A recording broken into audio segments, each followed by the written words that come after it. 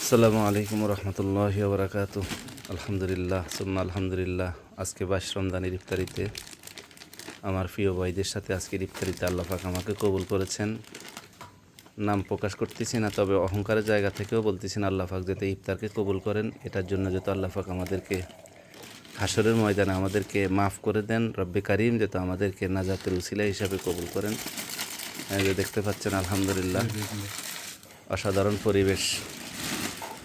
আমার ভাইদের ইফতারের আজকের আয়োজন আল্লাহর সন্তুষ্ট অর্জনের জন্য হয়ে যাক। যেটার সাথে যুক্ত আছেন আমাদের জাবেদ ভাই, সেন্টু ভাই, আমাদের খলিল ভাই, আর আমাদের মুরব্বী আমিন ভাই, সাথে রয়েছেন খুরশেদ ভাই, আর আমি সাথে রয়েছি আজকের ইফতারি মেহমান হিসেবে।